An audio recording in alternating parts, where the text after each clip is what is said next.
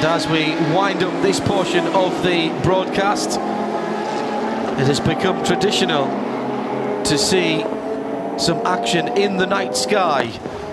Oh. And on cue, it happens. Over towards the final corner. And as they come across the line in front of us, it is still 1.4 seconds across the line.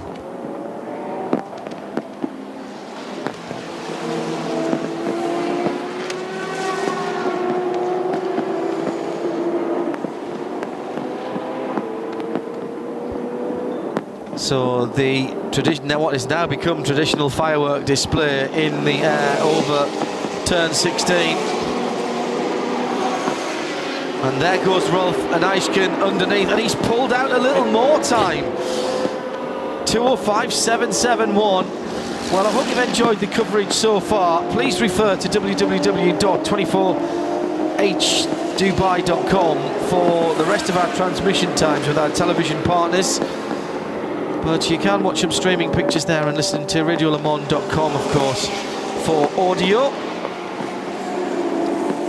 My thanks to Nick Damon in the pit lane, Paul Truswell and Jim Roller, who've been with myself, John Hindhaugh, as well as Florian and the rest of the team on the other side of the track who have been making the pictures for us, which have been stunning in the darkness, I think you'll agree.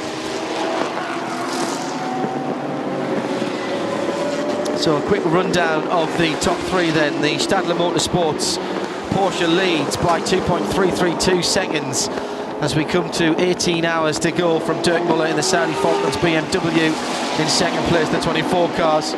Jerome Bleekemolen in the pole sitting car, just a lap off the leading pair in third position for the number one Mercedes-Benz team. His teammate is 23 seconds further back in fourth position and making up the top six.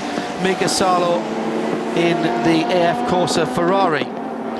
Another minute and 10 further back, Darrell O'Young has just taken sixth position in the 15 Aston Martin, the Craft racing car from Dragon Racing's Rob Barth, the second of the AM cars, in seventh position. And then it's Lamborghini number 19 in eighth, the 17 McLaren in ninth, and rounding off the top 10, it's the number 8 FARC Autotechnique Porsche.